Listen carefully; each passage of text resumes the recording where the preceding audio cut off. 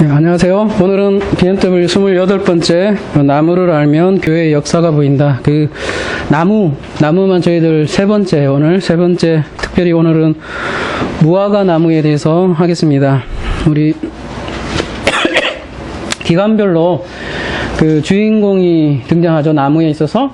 제일 처음에 에덴 동산에서는 선악 지식나무가 주인공으로 등장을 하고, 아브라함 때는 상수리 나무가 주로 나오고, 성막에는 가시나무, 그리고 정착 시대에는 종려나무, 그리고 그 성전, 다윗 솔로몬 시대에는 백향목하고 감람나무가 주로 등장한다고 저희들이 배웠습니다. 그래서 지난 시간까지 이렇게 감람나무와 백향목까지 저희들이 알아봤습니다. 오늘은 분열왕국을 대표하는 무화과 나무에 대해서만 알아보도록 하겠습니다. 이게 나무만 해도 참 많죠. 이게 왜 오늘 무화과 나무만 하냐면 내용이 그렇게 좀 많아요. 무화과 나무 하나 하는데도. 근데 사실은 무화과 나무는 여러분이 좀 기존에 많이 들었을 것 같아요. 그럼에도 불구하고 자세하게 하는 것은 처음 듣는 분은 또 이게 무슨 금시초문이야 얘기할 수 있기 때문이죠. 그래서 여러 번 듣는 분, 특별히 산상순이나 이렇게 많이 하셨던 분은 조금 들었던 부분도 있을 거예요. 근데 그런 기본이 안 돼 있으신 분들은 처음 듣는 분도 있을 거고요. 근데 이 시간에는 주제별로 하는 거기 때문에 주제가 나왔을 때 자세하게 하는 것이니까 또 듣더라도 두 번째 듣던 것이라도 새롭지 않더라도 여러분 양해해 주시고요. 그리고 다음 주에는 이제 포도나무로 마지막 마무리를 이제 해볼까 생각을 해요. 포도나무는 참 여러 가지 생각을 많이 하게 하는 거예요. 마지막 나무가 왜 포도나무일까요? 그래서 다음 주는 포도나무에 대해서 저희들이 나눌까 합니다. 포도나무는 참 우리가 생각하는 것 같고 완전히 뒤집어지는 내용들이 많아서 나름 저도 연구하면서 깜짝 놀랄 때가 많아요. 그래서 오늘은 그래서 무화과 나무를 하도록 하겠습니다. 우리 여러분 요한복음 1장 48절로 한번 가보겠습니다. 여러분 오후에는 좀 여러분 졸릴 수도 있으니까 우리 열심히 같이 성경책도 찾고 같이 열심히 해주시면 좋겠습니다. 아이고, 아까 오전에 더워서 저도 막 숨 막히더라고요. 저도 말하자면 뭐라고 해야 될까? 산소가 부족해서, 좋더라고요. 요한복음 1장 48절에 나다니엘이 이르되 어떻게 나를 아시나이까? 예수께서 대답하여 이르시되 빌립이 너를 부르기 전에 네가 무화과 나무 아래에 있을 때에 보았노라. 나다니엘이 대답하여 랍비여 당신은 하나님의 아들이시요 당신은 이스라엘의 임금이로소이다. 여러분 이 말씀을 보면 요한복음 예수께서 나다니엘을 나다니엘에게 네가 무화과 나무 아래에 있는 것을 보았다 했더니 나다니엘이 대뜸 뭐라 그래요? 당신은 하나님의 아들입니다. 이렇게 얘기할 때 좀 이해가 잘 안 되시죠? 저도 그렇고 아니 네가 무화과 나무 아래에 있다 이 말 하나 하는 거 가지고 당신은 하나님의 아들입니까? 하나님의 아들입니다. 이렇게 얘기를 할 수 있을까요? 그래서 우리가 무화과 나무를 자세히 이렇게 이제 살펴보면 이 말씀이 그냥 자동으로 풀릴 것 같습니다. 무화과 나무는 여러분의 행복한 이스라엘을 나타낼 때, 상징할 때 무화과 나무를 많이 등장을 시켜요. 여러분 열왕기상 4장 25절 함께 가보도록 하겠습니다. 열왕기상 4장 25절. 솔로몬이 사는 동안에 유다와 이스라엘이 단에서부터 부엘세바에 이르기까지 각기 무슨 나무요? 포도나무 아래와 무화과 나무 아래서 평안히 살더라. 이렇게 포도나무와 무화과 나무가 이렇게 짝으로 계속 나와요. 미가서 4장 4절 함께 가보도록 하겠습니다. 각 사람이 자기 포도나무 아래와 자기 무화과 나무 아래에 앉을 것이라. 그들을 두렵게 할 자가 없으리니 이는 만군의 여호와의 입이 이같이 말씀하시느니라. 미가서에도 이렇게 나오고요. 성경에서 이렇게 무화과 나무와 포도나무는 그래서 이렇게 우리 오전에 요한계시록도 했지만 그 종말론적인 안식을 나타내는 대표적인 나무가 이 무화과 나무와 포도나무예요. 그래서 일종의 포도나무와 무화과 나무 아래에 있다 이러면 유대인들의 수거 같은 표현이에요. 그러니까 태평성대를 이룬지라 할 때 우리나라 수거는 뭐가 있죠? 태평성대가 없나? 있을 텐데 제가 국어가 짧아서. 근데 이스라엘 수거는 포도나무와 무화과나무 아래에 있더라 이러면 태평성대 하였더라, 그런 일종의 수거예요. 왜 그러냐면 여러분, 포도라는 것은 사실 손이 굉장히 많이 가는 나무입니다. 그래서 포도를 재배를 했다는 것은 그 기간 동안에 전쟁이 없었다는 거예요. 그래서 전쟁이 없고 포도나무를 재배했다는 것은 전쟁이 없이 안식을 누리면서 샬롬을 살았다 해서 포도나무와 무화과나무 아래 살았다 이렇게 하거든요. 무화과나무도 손이 되게 많이 가거든요. 스가랴 3장 10절에 보시면요. 근데 이게 스가랴 3장 10절 이걸로 같이 볼까요? 스가랴 3장 10절.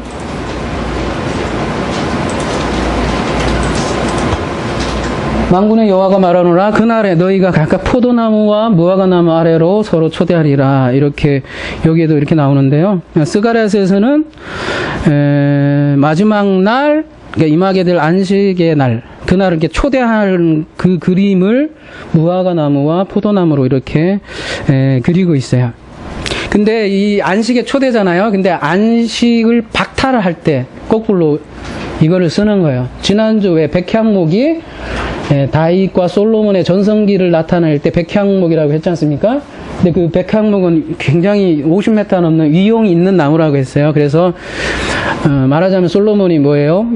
자기 폼 잡으려고 자기 나라가 그야말로 위대하다라는 거를 위용을 과시하려고 백향목을 썼단 말이에요. 그러니까 그 교만함을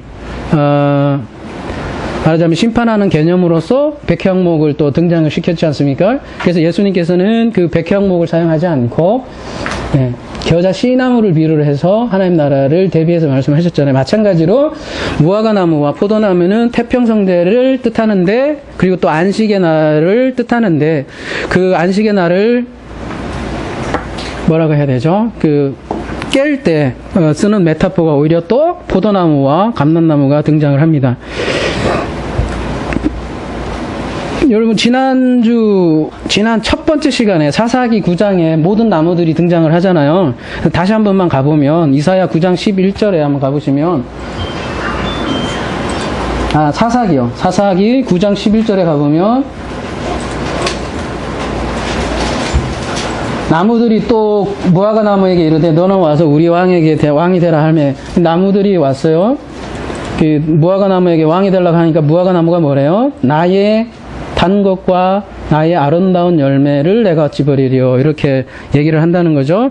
그러니까 무화과나무는 이렇게 단 것과 아름다운 열매를 가진 것을 무화과나무라고 하는데, 이런 무화과가 이 샬롬을 가져오는데, 이 종말에는 오히려 또 심판의 또 대명사로 등장하는 게 무화과 나무예요. 그래서 심판을 할 때 이 포도나무와 무화과 나무를 주로 많이 사용돼요. 시편 105편 33절 한번 가보도록 하겠습니다. 시편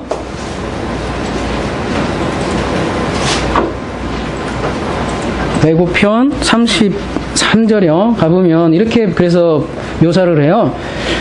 그들의 포도나무와 무화과 나무를 치시며 그들의 지경에 있는 나무를 찍으셨도다. 그 다음에 이사야 34장 4절은 이렇게 표현을 해요. 하늘의 만상이 사라지고 하늘들이 두루마리 같이 말리되 그 만상의 쇠잔함이 포도나무 잎이 마름 같고 무화과 나무 잎이 마름 같으니라. 이렇게 여기에서도 뭐예요? 하늘의 만상이 사라지고 하늘들이 두루마치 말리되, 이게 심판을 표현을 하죠. 여러분, 요한계시록 가면 또 이런 표현이 그대로 비슷한 심상이라 그러죠. 비슷하게 나오잖아요. 베드로 후서에도 이런 게 나오잖아요. 하늘이 두루마치 나오고 그 물질이 풀어지는 이런 게 나오는데, 여러분, 그런데 하늘이 아직 있잖아요, 우리. 그러니까 남아있는 거죠, 아직 하늘이. 그러니까 이건 무슨 얘기를 하는 거예요? 이스라엘 심판을 얘기하는 거예요. 이스라엘 심판을 얘기할 때 이렇게 나무들을 이렇게 상징을 해서 나무의 잎이 마른다 이런 표현으로 사용을 주로 하는 것이죠. 예레미야 8장 13절 함께 가보시면 예레미야 8장 13절에도요. 여호와의 말씀이니라 내가 그들을 진멸하리니 포도나무에 포도가 없을 것이며 무화과 나무에 무화과가 없을 것이며 그 잎사귀가 마를 것이리라 내가 그들에게 준 것이 없어지리라 하셨느니라. 여기에서도 심판 이미지죠. 요엘서 1장 7절로 한번 가보겠습니다. 요엘서 1장 7절 그들이 내 포도나무를 멸하며 내 무화과나무를 긁어 말갛게 벗겨서 버리니 그 모든 가지가 하얗게 되었도다. 여기도 마찬가지 심상이죠. 조금 더 내려오면 포도나무가 시들었고 무화과나무가 말랐으며 석류나무와 대추나무와 사과나무와 밭의 모든 나무가 다 시들었으니 이러므로 사람의 즐거움이 말랐도다. 이렇게 나오고 그 다음에 하박국 한번 가보겠습니다. 하박국 3장 17절 여러분이 잘 아시는 유명한 구절이죠. 비록 무화과 나무가 무성치 못하며 포도나무 열매가 없으며 감람나무 수출이 없으며 밭에 먹을 것이 없으며 우리의 양이 없으며 외양간 소가 없을지라도 여기에는 봄, 여름, 가을 이렇게 모든 나무가 다 나오네요. 그죠? 봄, 여름. 무화과 나무는 여름이고 감람나무는 마지막이고 그죠? 이런 식으로 다 나오는데 어쨌든 그 심판의 개념에서도 이렇게 무화과 나무가 무성하지 않은 것으로 이렇게 등장을 합니다. 그래서 정리하자면 이처럼 무화과 나무는 포도나무와 함께요. 포도나무는 다음 주에 다루기로 했습니다. 이게 하나님 나라와 깊은 연관이 있는 거예요. 다시 그래서 요한복음 1장 48절이죠. 아까 이거 다시 오면 나다니엘과 대화죠. 여기에 다시 돌아오면 네가 무화과 나무에 있을 때에 보았다. 이렇게 예수님께서 말씀하시죠. 네가 무화과 나무에 있을 때에 보았다. 이렇게 얘기해요. 그랬더니 이거는 그랬더니 당신은 하나님의 아들이시오. 당신은 이스라엘 임금이로소이다. 이렇게 나다니엘이 예수님께 얘기를 하신다는 것이죠. 여러분 무화과 나무의 아들이었다. 이게 이스라엘인들에게는 수고라고 그랬어요. 수고. 왜 그러냐면 이때는 이스라엘의 토라를 읽었잖아요. 근데 그 토라를 우리 지금처럼 가정에 그 두루마리로 되어 있었거든요. 근데 그 가정에 다 이렇게 성경책으로 있는 게 아닙니다. 그러니까 주로 회당이나 이런 곳에 두루마리가 있었습니다. 그래서 회당에 가서 두루마리를 이렇게 읽어주고 듣고 그랬단 말입니다. 그렇게 해서 말하자면 성경 공부를 했어요. 근데 회당에도 수준이 있어요. 이렇게 우리 교회 같이 조그만 회당이 있고요. 좀 잘 사는 또 큰 동네의 회당은 규모가 있어요. 그 큰 규모가 있는 데서는 또 회당에서 공부하기도 하고요. 근데 조그만 동네 같은 경우는 회당도 없는 경우가 있습니다. 그런 경우는 어디에서 주로 모여서 이게 공부를 했냐면 바로 무화과 나무 아래에서 율법 공부를 했습니다. 근데 무화과 나무가 잎이 좀 넓고 해서 이렇게 그늘도 지고 해서 여름에 공부하기가 상당히 좋다고 합니다. 그래서 그 무화과 나무에 있다는 거는 성경 토라 공부를 했다는 거고, 그 성경 토라를 공부하면서 뭐를 계속 묵상을 했겠어요? 메시아 그리스도를 계속 묵상을 했단 말이죠. 그러니까 이 나다니엘은 무화과 나무 아래서 그 토라를 공부하면서 지금 우리로 얘기하면 진리를 추구한 사람이에요. 진리에 대해서 굉장히 갈급했던 사람이고, 진리를 묵상했던 사람이고, 하나님 나라에서 계속 고민했던 사람이에요. 우리 용어로 얘기하면 어떤 사람이냐면, 여러분이 이제 작정하고 아예 40일간 이런 거예요. 뭐 예를 들면 기도원 가서, 좋은 건 아니겠지만 하여튼 40일간 작정 기도 들어가서 금식도 하고, 내가 하나님과 하여간에 뭐라고 합니까? 쇼 붙이겠다. 쇼 붙이겠다. 아주 값싼 용어지만 아주 와닿네요. 근데 하나님과 쇼를 치고 싶어. 그래서 하나님 만나고 싶어요. 그렇게 해서 갔어요. 갔는데 금식도 했어요. 40일간. 근데 기도원 갔는데 하나님은 못 뵌 거예요. 그리고서 터벅터벅 내려와요. 얼마나 허망합니까, 여러분. 그죠? 근데 이제 제가 등장을 한 거예요. 딱 등장하더니 쇼 붙이러 강민지 집사님에게, 내가 너 무슨 기도원에, 보지도 않았는데, 내가 너, 무슨 기도원에 네가 40일 금식한 걸 보았노라. 이러면 갑자기 무슨 생각이 들어요? 내 생각을 잃고 있구나. 내가 생각한 게 그 메시아였는데 그 실체를 이 형분이 아예 읽고 나에게 얘기하는구나. 이런 뉘앙스하고 똑같은 거예요. 네가 무화과 나무 아래에 있었구나. 그 얘기는 네가 무엇을 묵상했는데 그걸 내가 안다. 그 실체가 바로 나다라는 걸 지금 얘기하는 거기 때문에 나다넬에 갑자기 당신은 하나님의 아들이다 이렇게 얘기를 하는 겁니다. 그리고 나무가 저번에 저희들이 나누었죠. 나무가 일종의 우리 현대인들은 그냥 나무이지만 그 당시에 사람들은 이 나무가 어떤 신성한 의미를 좀 가지고 했다고 했지 않습니까? 특별히 무화과 나무는 이렇게 있다면 나무들이 보통 이렇잖아요. 여기가 땅에 사는 거고 여기가 하늘로 이 사람들도 생각을 해요. 여기서 하늘에서 그늘이 이렇게 생기잖아요.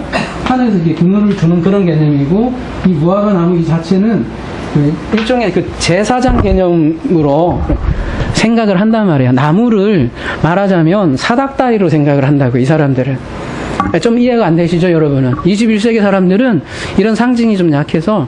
근데, 이때 성경시대에는 이 나무 하면 하늘로 가는 사닥다리로 생각을 했습니다. 특별히 무화과 나무는 그 이스라엘을 상징했고, 이스라엘은 그 제사장 나라로 생각을 했단 말입니다. 그래서 이스라엘을 상징하는 그 무화과 나무는 일종의 하늘로 가는 사닥다리로 생각을 한 거예요.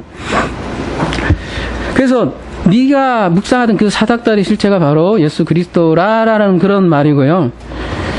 여러분, 그래서 요한복음 1장 51절 한번 가보면 아주 한번 가볼게요. 이건 언어로 보면 뉘앙스가 아주 잘 나올 것 같아요. 요한복음 1장 51절 원어로 한번 볼게요. 자, 가보시면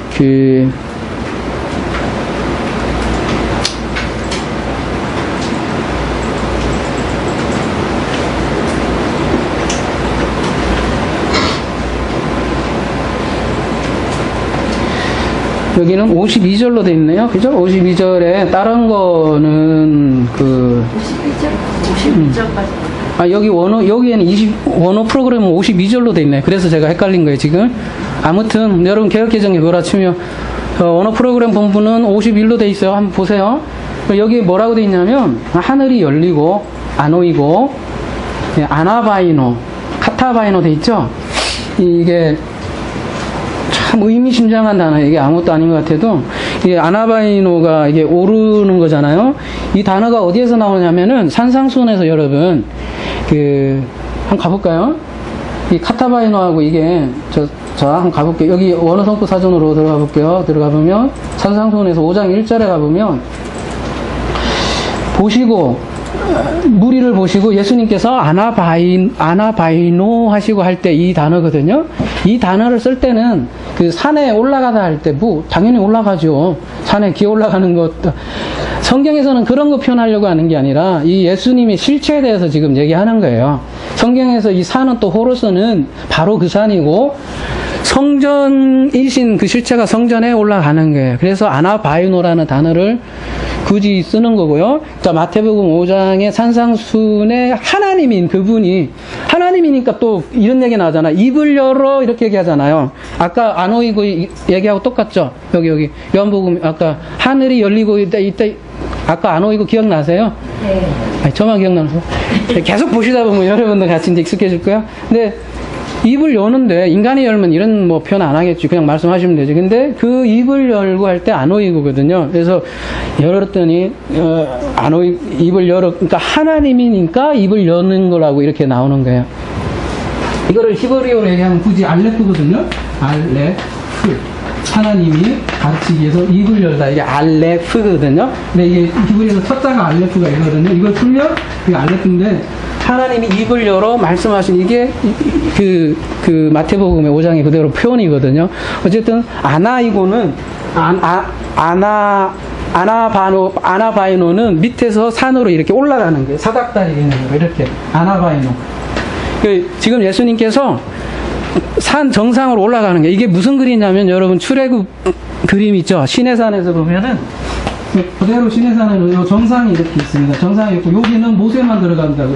여기는 70장로만 들어가고 여기는 일반 백성이 있고 모세만 여기 아나바이노 하는데 지금 예수님께서 지금 아나바이노 하시는 거예요. 가서 이제 진리를 선포하시는 장면이 아나바이노거든요. 그래서 또 오르락 내리락 지금 하는 거 지금 저희들 다루고 있는데 요한복음 1장 51절에 요게 그대로 사용하고 있는데 요거 산상순 전에 보면 요 세례하는 장면 있죠? 요 세례할 때 장면 보면 또 똑같은 단어가 그대로 써 있어요. 뭐라 돼 있어요? 그 세례를 받을 때 예수님께서 아나바이노 하시고요. 그 다음에 열리는 것도 똑같죠. 하늘이 아노이고 똑같이 열리고 또 뭐가 내려오냐면 호푸뉴마 호데우스가 카타바이노 하는 거예요. 예수님께서 아나바이노 했더니 호데우스의 호푸뉴마가 카타바이노 내려오는 거예요. 오르락 내리락 하는 거예요. 그거를 요한복음에서는 이 무화과 나무로 표현을 하는 거죠. 좀 이해가 되시나요? 아나바이노, 카타바이노 이렇게 해서 카타바이노는 성령이 내려오시는 거고 예수 그리스도께서 올라가시고 그래서 여기서 하늘이 열리고 이게 물론 나무예요. 나무지만 그 유대인들은 그렇게 생각을 한단 말이에요. 그리고 시편 여러분 잘 읽어보시면 나무의 차양에 대해서 많이 얘기해요. 그 그늘에 대해서 너무나 그 행복한 하나님 나라 표현할 때 그 그늘을 표현을 한다고요. 그늘 주신 하나님 아나바이노 카타바이노 오르락 내리락 이게 하나님 나라라는 거예요. 하나님 나라는 그래서 말씀으로 그죠? 오르락 내리락 말씀으로 섬김을 받는 나라가 하나님 나라인데 지금 나다니엘에게 그렇게 얘기하는 거예요. 내가 하나님의 사자들이 이제 네가 앞으로 볼 거야. 인자이에 아나바이노 카타바이노 하는 것을 하늘이 열려서. 그래서 창세기 28장 11절에 아주 유명한 그 장면이 나오지 않습니까? 한번 가볼게요. 창세기 28장 11절. 야곱의 돌 기둥이지 않습니까? 여기 이 장면을 예수님께서 이제 그 염두에 두고 말씀하시는 것이겠죠. 한 곳에 이르러 해가 진지라 거기서 유숙하려고 그곳에 한 돌을 가져다가 베개로 삼고 거기서 누워 자더니 꿈에서 본즉 사닥다리가 땅 위에 서 있는데 그 꼭대기가 하늘에 닿았고 또 본즉 하나님의 사자들이 그 위에서 오르락 내리락 하고 이렇게 표현이 되어 있습니다. 그러면서 창세기 28장 17절에 좀 건너뛰어서 무슨 말씀을 하냐면 야곱이 이에 두려워 가로되 두렵도다 이곳이요 다른 것이 아니라 이는 하나님의 집이요 하늘의 문이다 하고 야곱이 아침에 일찍 일어나 베개로 삼았던 돌을 가져다가 기둥으로 세우고 그 위에 또 저번에 우리가 나눴죠. 기름을 붓고 그것을 19절 쭉 넘어가 보면 뭐라 그래요? 베트엘 엘의 집이다. 하나님의 전능자, 그죠? 엘은 전능자예요. 전능자, 하나님의 집이다. 이렇게 고백을 하고 있어요. 그래서 베트엘, 지금 야곱이 지금 꿈꾼 이 자리는 이곳에 하나님의 집이에요. 그리고 하나님의 집이 열리는 사건인데 예수님은 그 장면을 지금 그대로 가지고 와서 이제 네가 그 사다리의 실체를 볼 것이다. 하늘이 열릴 것이다. 네 눈이 열려서 나중에는 오르락 내리락 하는 것을 볼 것이다. 이렇게 말씀하시는 것이죠. 그러니까 예수님께서 지금 말씀하시는 건 뭐냐면 내가 이제 그 야곱이 봤던 그 사닥다리 실체가 나이고 나만이 이렇게 하늘과 땅을 이어주는 진짜 중재자이다. 진짜 그게 그리스도이잖아요. 그리스도이다. 그렇게 얘기를 하는 것이죠. 근데 사람들은 이런 개념을 다 가지고 있었습니다. 그 인류에는 항상 이런 뭐라고 합니까? 사닥다리 개념을 항상 인류는 가지고 있었어요. 에덴서부터. 에덴이 그런 거잖아요. 에덴이 그런 거고 이런 걸 항상 흉내냈다고 한 게 지난번 제가 말씀드린 게 바벨탑이 있었고요. 그죠? 바벨탑이 이렇게 생겼나요? 이렇게 생겨갖고 이렇게 올라가는 바벨탑이었고 이것도 하늘로 올라가는 신전이었지 않습니까? 그러니까 하늘과 다 보려고 하는 인간의 끊임없는 그 추구, 욕망들이 바벨탑으로 표현이 됐고 요게 이집트로 그대로 이어서 왔었고 인류에게는 계속 이런 탑이 있어야 되죠. 지금은 로마 캐톨릭 같은 경우도 있죠. 뭐가 있죠? 오벨리스크라고 또 이렇게 있죠. 오벨리스크라고 해서 가운데 이렇게 동그랗게 해놓고 여기 보면 이렇게 오벨리스크로 이렇게 탑이 이렇게 돼 있습니다. 인류에게는 끊임없이 이런 하늘로 닿으려고 하는 욕망들이 있는데 이런 것들은 전부 다 가짜 사닥다리고 오로지 유일한 사다리는 내가 곧 길이요 진리요 생명이라고 말씀하신 그분의 말씀 아니고선 다 이런 거는 뭐예요? 다 필요 없는 것들이라는 거죠. 야곱이 그래서 돌기둥 위에 부른 게 올리브 기름이라고 지난주에 말씀드렸습니다. 그래서 그 기름은 다름이 아니라 성령을 상징했다고 했고 그 성령을 성경에서는 열매라고 표현을 했습니다. 근데 그 열매가 있긴 있는데 무화과 나무는 열매가 있긴 있는데 그 열매의 실체가 뭐라고 그랬죠? 꽃이라고 했어요. 그러니까 꽃이 열매를 노릇한다는 거죠. 사실 그래서 무화과 나무는 원래 열매가 아니라 무화과 나무 꽃입니다. 그래서 그 따면 금방 시들고 열매로서 금방 그렇게 값어치가 없는 그런 열매로 전락하는 게 무화과 나무입니다. 그래서 특별히 이 무화과 나무가 분열왕국 때 굉장히 많이 등장했다는 것도 의미심장을 하죠. 그래서 씨가 없어요. 무화과 나무는 씨가 없기 때문에 열매가 없고 씨가 맺히면 원래는 씨가 맺히고 꽃이 떨어져야 열매가 맺는데 이 무화과 나무는 실제 열매가 아니라 꽃이라는 거예요. 그래서 씨 없는 가짜 열매가 사실은 무화과 나무죠. 그리고 무화과 나무는 이렇게 심어도 거기에서 심어도 무화과 나무가 나지 않는다고 해요. 그래서 무화과 나무가 하려면 꺾꽂이라는 거를 해야만이 이 무화과 나무가 살아난다는 거죠.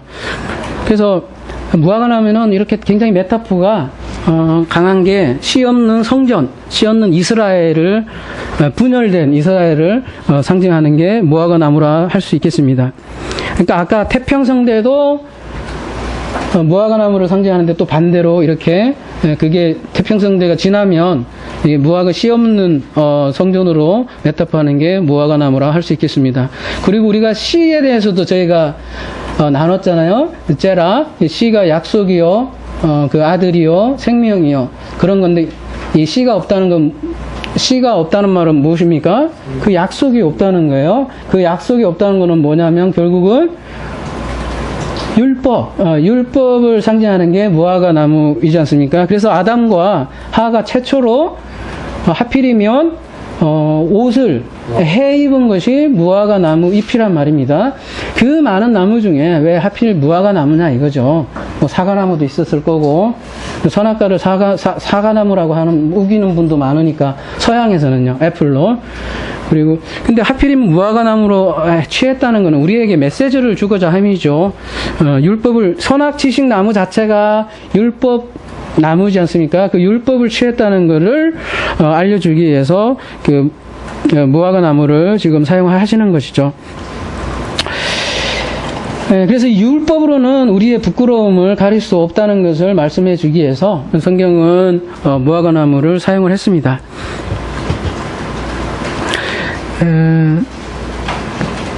우리 말씀 하나 볼까요? 그 마태복음 21장 신약으로 넘어가세요.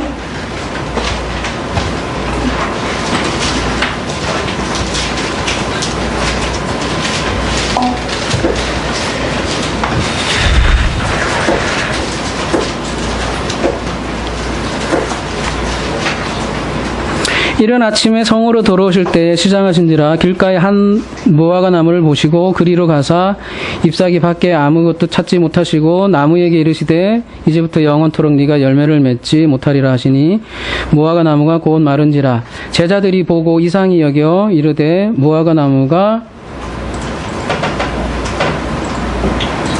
저 넘겨야 되겠네 그죠? 어찌하여 곧 제자들이 보고 이상히 여겨 가로되 무화과 나무가 어찌하여 곧 말랐나이까. 21절이요 예수께서 대답하여 가라사대 내가 진실로 너희에게 이르노니 만일 너희가 믿음이 있고 의심치 아니하면 무화과 나무에게 된 이러한 일만 할 뿐 아니라 이 산들을 들러 바다에 던지라 하여도 될 것이니라.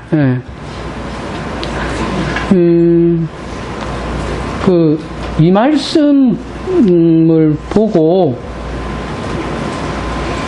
아마 여러분 중에도 있을 거예요. 예전에 어떻게 산을 그러니까 산을 어떻게 바다에 던질 수 있을까 그런 생각을 많이 했거든요. 참 예수님 뻥두심에 그런 생각을 많이 했는데, 그리고 실제로 그걸 옮긴 사람도 있어요. 그래서 어떻게 옮겼어요? 기도를 열심히 했더니 포크레인으로 진짜 산이 없어지고 그 산이 다 바다로 가고 실제로 없어지는 거죠. 그렇게 해서 뭐라고 하지? 간증도 하고 하시는 분도 있는데, 이 무화과나무에 대해서 이제 좀 알면 이제 메타포가 드러나겠죠. 그러면 여기에서 무화과나무는 뭘까요? 우리가 이제 믿음이 지금 번역에는 이렇게 했잖아요. 믿음을 가지면 이게 말하자면 이 무화과나무 하필이면 다른 것도 아니고 그죠? 무화과나무 있는 그 산을 이제 옮긴다는 거죠. 그러니까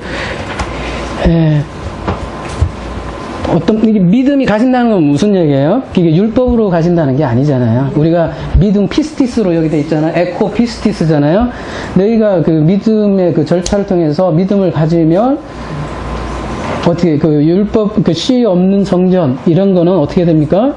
사라지고, 아까 계시록에도 얘기했듯이 열매 맺는 네가 성전이 될 것이다. 그런 거를 이렇게 메타포로 설명을 한 것이지, 실제로 산이 여러분 아무리 우리가 그런 기도를 한다고 해서 뷰 날아가서 바다로 떨어지는 건 아니겠죠. 얼마이티인가요? 영화? 얼마이티? 그 영화에 보면 그런 기도 다 들어주니까 어떻게 돼요? 지구가 난리도 아니지 않습니까? 그런 의미는 아닐 거예요. 그래서 그러니까 열매가 없는 무화과나무를 저주하신 것은 바로 씨가 없는 그러니까 율법주의자들을 그렇게 저주한 거고, 네가 피스티스를 가지고, 여기는 의심하지 않으면이라고 이렇게 표현이 되어 있는데요. 여기에 조금 그래요. 이게 우리가 그냥 네가 믿습니다 해갖고 누구처럼 뭐 흉내 내면 믿습니다 해갖고 옮길 찌하다 이렇게 하면 자, 흉내도 안 내는데 아유, 여러분이 졸리니까 저기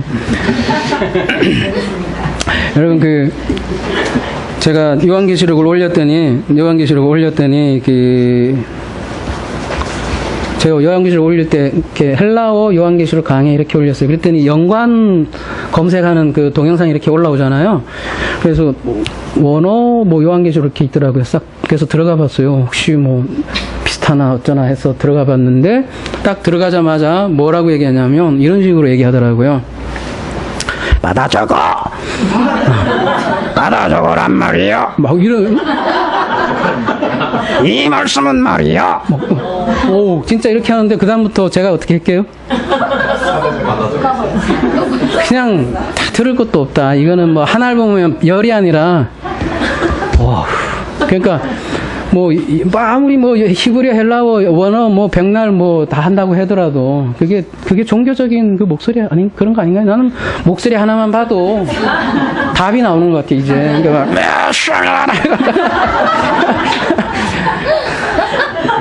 아, 진짜 재수없어요. 진짜.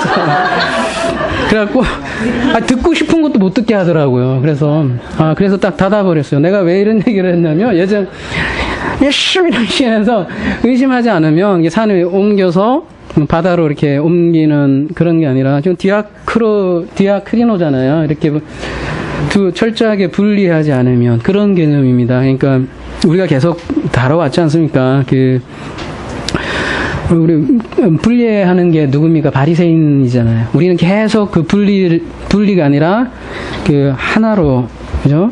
선악 이런 거 분리하는 게 아니라 하나로 보려고 하는 게 끊임없이 우리가 지금 산상순에서 보는 거지 않습니까? 그렇게 하나가 되면 이 무화과나무, 이 율법을 통해서 우리가 진리를 보게 되면, 이런 당연히 시 없는 성전은 바다, 심판이죠. 당연히 심판받고 우리에게는 진리된 성전만 남는다는 말씀이 그러한 말씀이겠죠. 그래서 예수님께서 이러한 퍼포먼스를 하신 거고요. 그래서 그런 성전은 마땅히 파괴되어야 하죠. 근데 이거를 모르고 슈바이처 박사는 뭐라고 그랬어요? 예수님께서 십자가에 이제서 죽으셔야 되니까 스트레스 받아서 성격이 나왔다고 진짜 그렇게 강의를 하셨어요. 그렇게 위대한 우리가 위대하게 생각하는 슈바이처 박사가요. 자유주의자들은 그렇게 본단 말이에요. 혹은 배가 고파서 성격이 안 좋아져서 그랬다고 하는데 그런 것이 아닙니다. 이런 우리에게 진리를 다 알려주려고 얘기하신 거죠.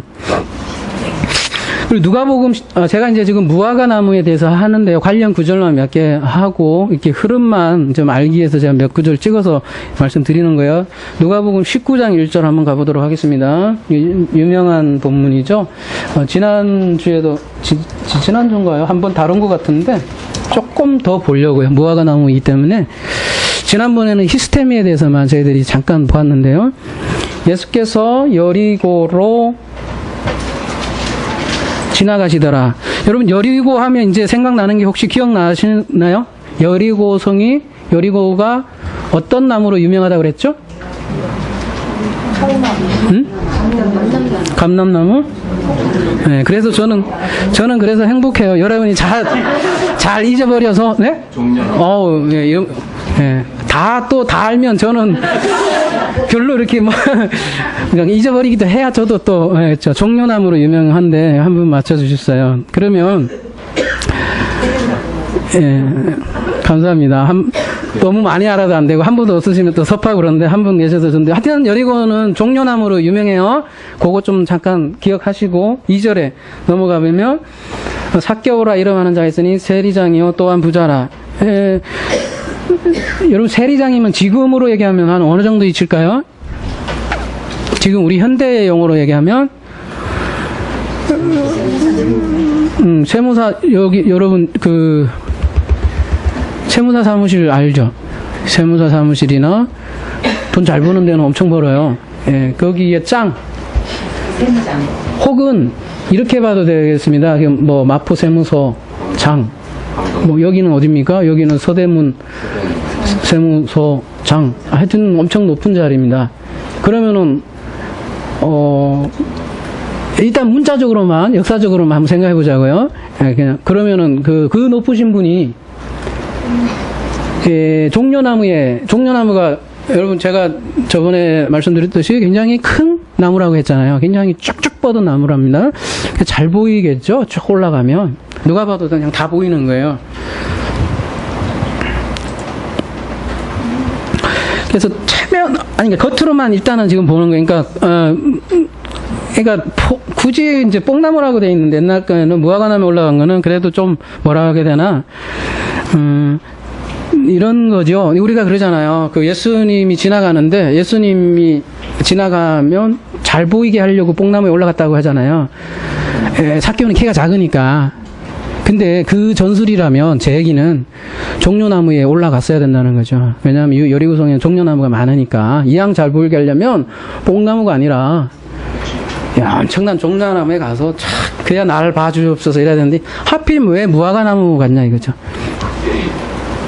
그러니까 일단 뭐 자기 체면 유지하려고 이렇게 좀 조용히 이런 것도 있었을 거고요. 문자적으로 보면. 근데 그거보다는 더 정말 우리에게 주는 성경에서는 메시지가 있기 때문에 굳이 무화과나무로 올라갔다는 것이죠. 진리를 알려주기 위해서요. 무화과나무는 이렇게 손이 아까 포도나무도 그렇지 않습니까? 손이 굉장히 많이 갑니다. 포도나무도 막 다 같이 쳐줘야 되고 그렇게 하려고 되는데 무화과나무도 마찬가지로 손이 많이 갑니다. 그래서 포도나무와 무화과나무가 아래에서 이런 수고가 들어가면 전쟁이 없다는 얘기고 그렇기 때문에 태평성대로 대표되는 나무가 두 나무라고요. 손이 많이 가는 나무. 이게 얼마나 손이 많이 가냐면은 여러분 그 나무 위에 올라가서 어디더라? 구약의 아모스인가요? 아모스가 북쪽으로 올라가서 뽕나무 그렇게 뭐 한다고 나오지 않습니까? 근데 그 나무에 올라가서 그 열매들을 일일이 이렇게 바늘을 찔러줘야 된답니다. 일일이. 열매들을 일일이 찍어주고 뭐를 집어넣어야 되냐면 올리브 기름을 이렇게 다 넣어줘야 되는 거죠. 이게 참 희한한 거죠. 메타포가 있는 거죠. 진리를 알려주는 거죠. 씨가 없어요. 율법이지 않습니까? 죽을 수밖에 우리 없는 인생인데 그 올리브 기름을 다 넣어줘야 된다니까요. 예, 예. 그렇게 일일이 다 배양을 해야 된다는 겁니다. 배양. 그거를 배양이라고 하는데 손이 너무 많이 가서 아예 그게 그리고 너무 많이 가서 그게 무화과도 여러 번 파괴라는 게 있고 처음에 나오는 열매가 있고 그 여름에 나오는 열매가 있어요. 이 무화과도 저희 처음에 나오는 나무는 따버려야 되기도 하고 그래서 그 진짜 불쌍한 그 목자들 양 키우는 사람들은 되게 이게 저층이거든요. 그 사람들은 그거 따먹고 또 배양을 해줌으로써 그 말하자면 품삯을 하는 거죠. 그래서 누이 좋고 매부 좋고 그래서 지나가면서 파괴라고 하는 거는 이런 열매는 언제든지 따먹어도 된단 말이에요. 예수님은 그거를 따먹으려고 갔던 거고 그때 마땅히 열매가 있어야 되는 거예요. 파괴라도. 파괴가 없으면 나중에 열매도 본 열매도 없다는 거죠. 아무튼 이게 배양을 해줘야 돼요. 근데 그 배양은 누가 해준다면 목자들이 해줬는데 손이 엄청 많이 간다는 거죠. 근데 부자 지금 참 아이러니하잖아요. 지금 굉장히 가난한 사람들이 그 배양해주는 그 나무에 지금 부자 삭개가 올라가 있어요. 그러니까 목자가 그림이 그렇다는 거예요. 저기 상징적인 메타포가 목자가 지금 가난한 사람이 되어서 올라가 있는 거예요. 가난한 목자가 되어서 무화과 나무를 지금 이게 문학적인 거라고 해야 될까요? 배양하고 있다. 무화과 나무를 지가. 물론 그런 얘기는 없습니다. 제가 없는데 성경은 그 어떤 뭐라고 해야 되죠? 그런 심상을 준다고요. 저희들에게. 그러니까 부자가 가난한 사람 돼서 올라가 있고 거기에 씨 없는 무화과 나무에 올리브 기름이 들어가고 그 위에 무화과 위에 삭개가 올라가 있는 거죠. 그리고서 예수님께서 뭐라 그래요? 내려와라고 할 때 열매를 따는 건데 삭교가 내려오는 건데 그거를 메타포죠. 이게 그 삭개오를 따는 거죠. 실상은 삭개오를 구원시키는 장면이고 그렇게 그거를 그림으로 이렇게 잘 보여주는 장면이죠. 그러니까 씨가 없는 삭개오에게 올리브 기름을 바르는 장면이 오늘 지금 누가복음 19장이라고 할 수 있겠습니다. 지금 씨 없는 삭개오에게 올리브인 예수님이 오신 거죠. 이런 그림을 잘 한번 보십시오. 그러면 그 올리브를 발라서 열매를 맺게 하시는 것이죠. 그래서 가짜 열매가 이제 진짜 열매가 되고 삭개오는 지금 하필이면 굳이 무화과 나무 위에 올라가 있는 거는 지금 이스라엘 실상이 그렇다는 겁니다. 진리 없는 성전 안에 있는 게요. 지금 삭개오는 거기서 끄집어내는 거죠. 내려오게 하는 것은 그게 이제 삭개오가 무화과 나무 위에 올라가는 의미고요.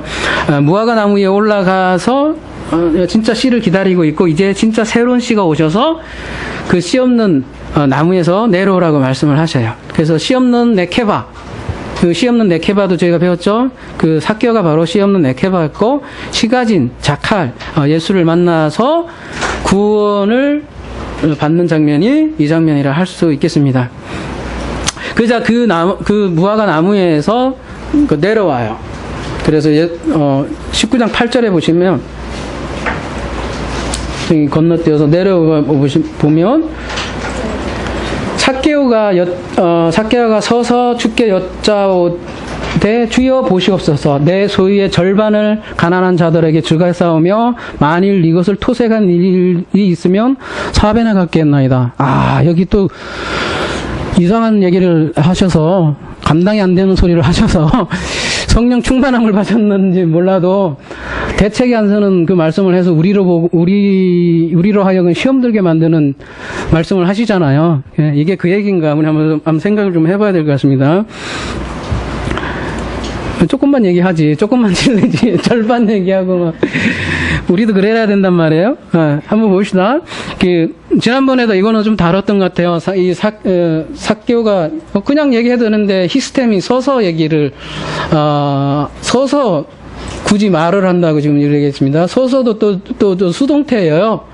본인이 선 것도 아니야. 뭐 또 사람이 서 있는데 누가 세워주나? 당연히 그냥 본인이 쓰지. 근데 수동태란 말이에요. 그러니까 이거는 메시지를 전하는 거죠.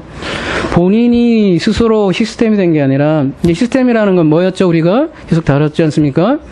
진리로 바로 세워지는 거잖아요. 근데 이건 수동태니까 진리로 바로 세워짐을 받았으니까 이제 이 말을 하는 거죠. 진리로 바로 세워진 사람들은, 그러니까 씨 없는 메케바가 씨 가진 자카를 만났을 때 히스테미가 수동태로 되는데, 그때 나오는 말이 뭐냐면, 주께 여짜 보시옵소서 내 소유의 절반 가난한 자들에게 주게 싸우며 만일 누구에 토색한 자가 있으면 네 배내 갖겠나이다라고 삭개오가 말을 합니다.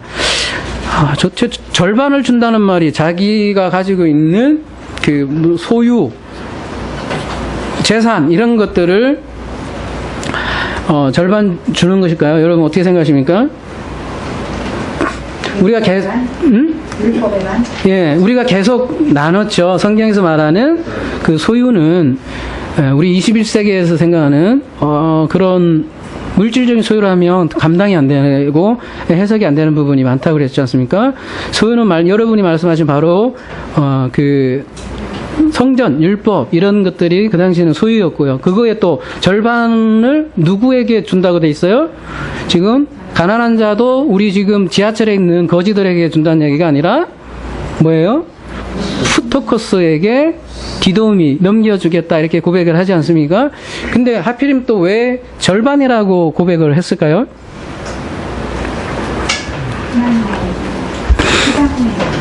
예, 뭐 여러 가지 여러분이 많은 얘기를 할 수 있을 것 같아요. 예, 근데 절반이라고 했을 때는 우리가 이런 생각을 한번 해볼 필요가 있을 것 같습니다. 야곱이 하필이면 왜 절름발이가 되었을까? 그리고 왜 성경에는 왜 그렇게 절름발이들을 세워주는 히스테미하는 장면들이 많을까?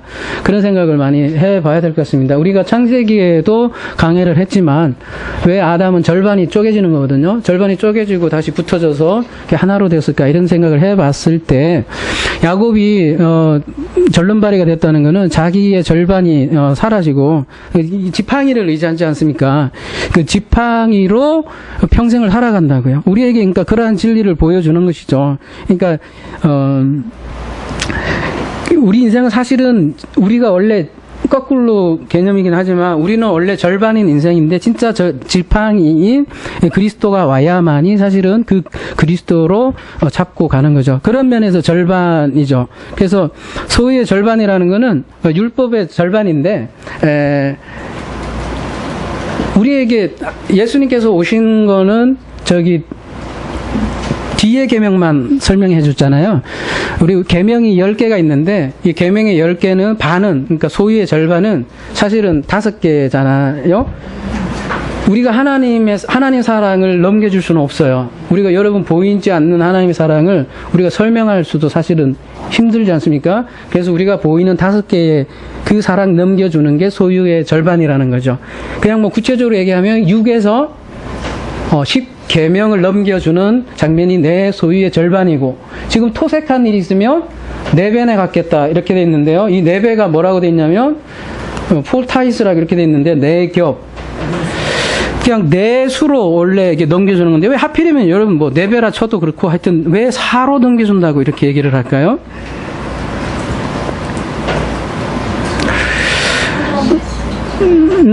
예, 그러니까 여러분 이제 산상수훈을 많이 이제 해서 여러분에게 많이 와니까 그냥 답이 막 나오니까 참 좋네요. 여기 토색한 일을 한번 보세요. 시콥 한 태호. 그러니까 여러분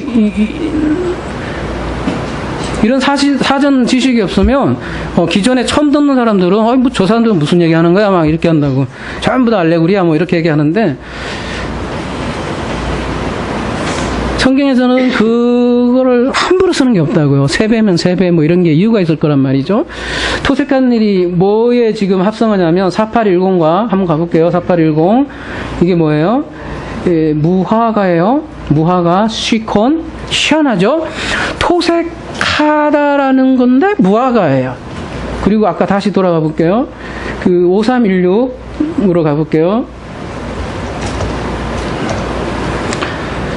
빛나다, 파이노, 이거 많이 본 단어네요. 그죠? 그러니까, 무화과나무로 보이면,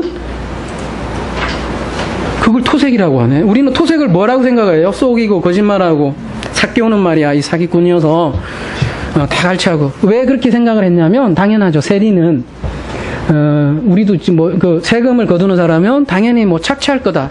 이런 추측이죠. 그렇게 해서 토색을 그런 식으로 바깥에 율법적으로 아까 우리 오전에 기노스코로 알지 않고 그냥 문자적으로 보면 토색한 거니까 남의 거 다 뺏었으니까 이제 4배를 내가 100만 원 토색했으면 400만 원을 이제 대갚겠다 이렇게 하는 것으로 생각할지 모르겠지만 여기 한번 보십시오. 이게 무화과 나무로 보이면 이게 참으로 의미심장한 단어로 써있단 말이에요. 무화과 나무가 아까도 말씀하셨듯이 씨 없는 그거예요. 내가 만약에 씨 없는 그것으로 보이면, 그러니까 내가 했던 이때까지 율법 가르침 성전, 씨 없는 성전으로 내가 만약에 가르쳤다면, 그리고 내가 그것으로 가지고 있고 사람들에게 보였다면, 그러면 내가 사로 아포디돔이 넘겨주겠다. 사는 뭐가 있겠습니까? 이제 여러분 적용을 해봅시다. 사는 성경에서 항상 넘어올 때는 원리가 있지 않습니까? 여러분 이제 숫자 메타포를 여러분이 조금이라도 이해했다면 이게 이해가 될 것 같아요. 여러분 우리가 1서부터 10까지 숫자 상징을 했지 않습니까? 하나님께서는 1을 궁극적으로 1을 가르치기 원하세요. 다른 게 아니라 이걸 가르치기 위해서 제일 처음에는 7을 먼저 언약을 했잖아요. 이 7이 창세기 1장이지 않습니까? 7은 근데 이거는 우리가 7도 사실은 다 하나를 얘기하는 거예요. 7째 날이라고 얘기를 하지만 결국은 다 해보면 다 그냥 일이에요. 다 같은 날이에요. 제가 기수소수를 통해서 말씀드렸잖아요. 다 같은 일을 얘기하는 게 사실 7은. 근데 7이 하늘의 완전수란 말입니다. 그래서 창세기 1장에 나오는 그 언약을 얘기하는 거고, 이게 땅으로 내려오면 10으로 표현이 된다는 겁니다. 10. 그래서 10계명, 10언약 이런 걸로 주고 10이라는 표현으로 이게 다바르로 주신다고요. 말씀으로. 근데 이거를 10을 또 2개로 나눠지지 않습니까? 5 하나님 사랑, 이웃 사랑으로. 사람들이 이제 부모 사랑을 인간 사랑으로 생각을 해서 거기서부터 이웃 사랑이라고 생각하지만 그 부모가 아니라 아브라고요. 그죠? 아브라함 할 때 아브. 그래서 하나님이란 말입니다. 그래서 5대 5고 이 5를 하나로 넘겨주기 위해서는 이게 이상하게 중간에 작업이 필요한 겁니다. 그래서 4가 필요한 거예요. 이럴 때. 왜 4가 필요하냐면 4는 우리 숫자에서 상징 배웠지 않습니까?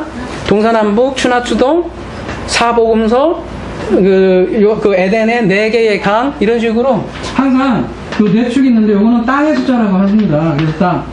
그래서 땅의 언어로 4개로 반드시 이거를 얘기를 해야 돼요. 그래야만 한 개로 우리가 갈 수 있는 거죠. 그래서 4라는 중간 과정이 반드시 필요한데, 그래서 예수님께서 오셔서 가르쳐 주신 게 딱 요거 4개밖에 없어요. 그 마태복음 5장 21절부터 여러분 한번 보십시오. 그러면 뭐 4개만 얘기하셨잖아요. 뭐요? 제일 처음에 살인하지 말라, 희생제사하고, 그죠? 그 다음에 거짓, 살인, 그 다음에 마지막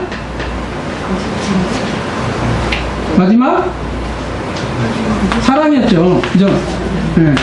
그래서 맞죠?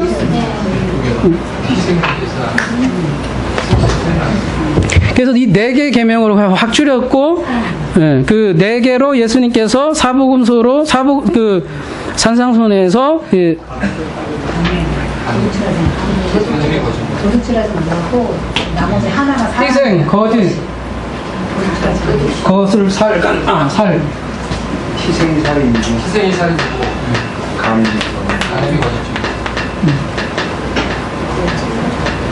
봅시다. 제가 하수 마태복음 5장 한번 가볼게요. 그냥 우리 영어로 할게요. 그냥 이게 뭐 설명하자면 기니까. 여기 뭐 살인이네, 그죠? 1번, 2번 가늠, 3번 맹세라고 되어 있네요. 뭐 맹세로 일단 그냥 할게요. 우리 개념이 그거 아니더라도. 그 다음에 살아가. 그 다음에 이제 여기 중간에 아까 눈에는 눈 이거 나오거든요. 이거 우리가 다 못한다. 그 얘기거든요. 나중에는. 이거 다 중간에는 우리가 다 못하니까 이거 예수님이 하시는 거니까 이 예수님의 대속적 죽음을 말미암아 우리가 마지막에 하나로 얘기할 수 있다. 이게 사랑 이렇게 얘기하는 거지 않습니까? 그래서 이 공간복음은 여기까지를 할 수 있게 하고 마지막 그 다락방 강에서 마지막 사랑이 이루어지지 않습니까? 아무튼 예수님께서 오셔서 굳이 4개의 계명만 굳이 말씀을 하셨단 말입니다. 와서 산상 전체 10계명을 말씀을 하셔도 되는데 그래서 그 4로 넘겨준다는 말이 이렇게 있었고 그리고 여러분이 섭리를 믿는다면 왜 하필이면 성경을 정경화할 때 왜 하필이면 4개의 복음서를 이렇게 꾸렸을까? 그런 생각은 안 해보셨어요? 그러니까 초대교회에서 여러 개 있을 거 아니에요. 뭐 도마복음도 있고 수많은 게 있는데 하필이면 4개로 했다는 거는 그 사람들도 이 사에 대한 생각이 있었단 말이에요. 그리고 그런 흔적이 어디에서 나오냐면 내 생물을 내 복음서로 실제로 이레네우스나 이런 사람들이 다 해석을 그렇게 했단 말입니다. 그러니까 사에 대한 거는 천사 숫자고 여러 가지 생각을 다 했기 때문에 이 사라는 거를 꾸렸다고요. 그래서 이 표현도 굳이 3배도 있고 8배도 있고 뭐 4배면 거덜나죠, 여러분. 1억 착취했는데 4억 어디 있어? 말도 안 되지. 그래서 이런 우리에게 진리를 알려주려고 이렇게 얘기를 했다는 것이죠. 그래서 예수님께서는 이런 거죠.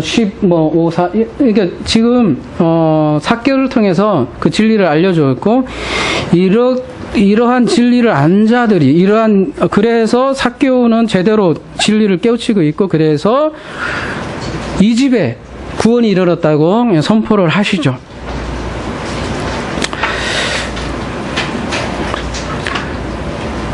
그래서 율법 부자이죠, 삭개오가. 율법 부자인데 부자도 천국 들어가는 길은 바로 이런 길이죠.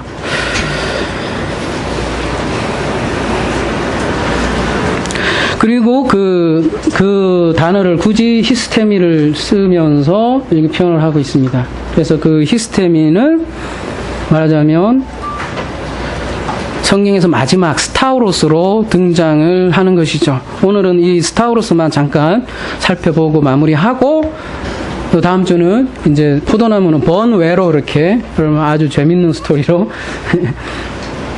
한번 연구해 보도록 하겠습니다. 마지막은 이제 스타우로스인데요. 지금 삭개오가 이 히스테미지 않습니까? 히스테미. 그러니까 삭개오가 똑바로 서서 말씀할 때 이게 히스테미인데 스타우로스는 이 히스테미에서 그러니까 어근이 히스테미라고 해요. 스타우로스가. 4716이 뭐냐면 여기 막대 기둥이지 않습니까? 막대 기둥이 십자가 이렇게 돼 있는데 2476에서 유래했다고 했지 않습니까? 2476이 아까 본 뭐냐면 여기 보이죠? 네, 서서 할 때 이 스타우로스죠. 그래서 이 스타우로스는 똑바로 선 막대기입니다. 말하자면 똑바로 선 막대기, 똑바로 선 말뚝. 그래서 성전 세우는 막대기, 성전 세우는 기둥, 그게 스타우로스예요. 그래서 예수께서 그러니까 기둥에 매달려서 성전을 세우신 것이죠. 우리가 많이 다뤘죠. 정말 많이 다뤘는데 많이 다뤘어도 같은 주제니까 다시 한 번만 더 볼게요. 출애굽기 15장 25절. 짧게 언급만 하고 넘어갈게요. 모세가 여호와께 부르짖었더니 여호와께서 그에게 한 나무를 가리키시니 그가 물에 던지니 물에 달게 되었더라. 이때 나무가 신약으로 오면 굳이 얘기하면 스타우로스예요. 근데 그 물이 여러분 잘 알다시피 마시지 못하는 마라의 물이지 않습니까? 거기에 스타우로스를 던졌더니 물이 달게 되더라는 겁니다. 그리고 거기에서 뭐를 했냐? 여호와께서 그들을 위하여 법도와 율례를 정하시고 라고 되어 있습니다. 우리가 시내산에서만 십계명을 선포하셨다, 그러니까 율법을 만드셨다고 생각하는데 율법은 이미 이 마라 사건에서 그 목적을 말씀하신다는 것이죠. 그래서 사실은 이 막대, 이 나무는 지금 시내산 뭡니까? 그러니까 율법 이런 개념들은 시내산에서만 있는 게 아니라는 거죠. 제 얘기는 언제부터 있었을까요? 그런 나무는 말하자면 율법 나무는 언제부터 있었다? 에덴부터 있던 거예요. 그러니까 말하자면 우리는 십계명 율법 이런 거 하면 꼭 모세만 생각하지 않습니까? 그때 와서 십계명이 생겼다는데 아니요. 지금 우리가 나무를 알면 교회의 역사를 안다 이렇게 우리가 살펴보았잖아요. 그러니까 성경은 아예 에덴 동산부터 한결같이 바로 그 나무, 그 예수 그리스도만 얘기한다는 겁니다. 거기에 그러니까 에덴 동산에도 이미 이 나무가 마시지 못하는 물은 에덴 동산에서는 무슨 나무가 해당될까요? 선악지식 나무지요. 예, 에덴 동산 그 용어를 바꿔 얘기하면 에덴 동산에서는 마라의 물이 선악지식 나무인데 거기에 이 나무가 들어가면 그게 생명나무가 되는 거죠. 이 물도 다 퍼내고 다시 다른 물 들어간 게 아니지 않습니까? 원래 있는 거예요. 우리가 먹는 거는 마라일 수밖에 없지만 거기에 나무, 이 나무는 무슨 나무입니까? 시스템 해주는 나무는 언약의 나무인 거예요. 그러니까 우리에게 주어진 이 말씀이 율법으로 주어질 수밖에 없어요. 근데 율법을 율법으로 그대로 보면 아나그노스코가 아니라 어떻게 됩니까? 그냥 읽는 거예요. 아까 요한계시록을 그냥 읽는 사람은 죽는 거예요. 근데 그거를 아나그노스코 하는 사람만 의의 뜻으로 알게 되는 것이죠. 그래서 율법을 통해서 복음을 알게 해주는 것이 이 율법의 근본적인 목적이라는 것이 이 출애굽기 15장 얘기고요. 그래서 그 역할이 나무라는 뜻입니다. 그래서 우리가 십자가를 많이 그 기존 종교에서는 그렇게 믿지 않습니까? 예수님께서 다 알아서 해줬으니까 우리는 그 대속적 죽음만을 믿으면 된다고 이렇게 얘기를 하지만 성경에서는 한결같이 그렇게 얘기하지 않고 너희도 똑같이 그걸 쓴물을 단물로 우리가 알아 먹어야만 되는 거예요. 그게 십자가이지. 그러니까 알량한 그 감성적인 하나님께서 나를 너무너무 사랑해 주셔. 이것만 깨달으면 구원받는 게 아니라 우리가 실제로 나무가 변해야 된다는 겁니다. 나무가 변하고 물이 변화해야 된다는 것이죠. 그래서 이런 하나님의 명령들이 주어지지 않습니까? 수많은 율법과 규례가 주어지는데 우리가 몸소 이거를 막 실행하려고 하고 막 완벽하게 지키려고 덤벼들면 그 요한계시록 1장 3장을 지키다도 그렇게 받아들인다고요. 그래서 완벽하게 지키려고 덤빈다는 거죠. 근데 그렇게 되면 자꾸 갈라지는 겁니다. 갈라지고 하라 하지 말라 이걸로 계속 분리되고 아까 그래서 의심하지 않으면 그 산에서 바다로 던져진다 하잖아요. 디아 크리노 분리하지 않으면 그 율법 성전이 바다로 던져진다고 그렇게 얘기를 하는 것이죠. 그래서 우리가 이 나무를 통해서도 우리가 언약을 발견할 수 있어야 되고요. 이 나무를 통해서도 예수 그리스도를 발견할 수 있어야 된다는 것이죠. 단순히 그냥 나무를 보려고 나무를 준 것은 아니란 말입니다. 이런 수많은 원리들이 나무에도 들어가 있고요. 그래서 마무리하겠습니다. 정리하자면 성경은 나무로 시작해서 나무로 끝납니다. 그러니까 사실은 선악 지식나무로 시작을 하지요. 그래서 창세기 초반부에는 생명나무는 주인공으로 사실은 등장하지 않습니다. 잠시 차단되었다가 마지막 계시록에 대해서 드디어 열리는 것이죠. 요한계시록 22장 2절 은혜 말씀 함께 나누고 마무리하도록 하겠습니다. 요한계시록 22장 2절. 그래서 요한계시록은 이러한 멋진 나무로 마무리됩니다. 길 가운데로 흐르더라. 강 좌우에 생명나무가 있어 12가지 열매를 맺되 달마다 그 열매를 맺고 그 나무 잎사귀들은 만국을 치료하기 위하여 있더라. 이제 생명나무가 히스템이 되어 있습니다. 서 있고요. 선악지식나무를 통해서 죽었던 자가 이게 하나님의 은혜로 이제 생명나무로 이게 히스테미가 되어 있습니다. 그래서 그렇게 똑바로 세워져 있는 이 생명나무는 만국을 어떻게 한대요? 네, 치료한다고 되어 있습니다. 그래서 우리가 요한계시록 22장이 만약에 죽어서 가는 아파트 천국이라면 이러한 치료하는 장면이 안 치료해도 되지 않습니까? 근데 지금 치료한다고 합니다. 이 치료는 뭘로 결국은 치료한다는 것입니까? 예, 말씀으로 생명수로 지금 강가에 있지 않습니까? 나무가 시편 1편이 떠오르지 않습니까? 주야로 묵상한 자는 그 시냇가에 심은 나무처럼 그 존재들이 바로 여러분이라는 것입니다. 생명수로 흘러서 그 가운데 있는 생명나무가 다른 사람이 아닌 바로 여러분이 되어서 그 여러분이 가지고 있는 잎사귀 곧 복음이거든요. 그 복음으로 우리가 이제 만국을 치료하는 장면이 요한계시록 마지막으로 끝난다는 겁니다. 그래서 이러한 저와 여러분이 되길 소망하면서 마무리하겠습니다. 감사합니다.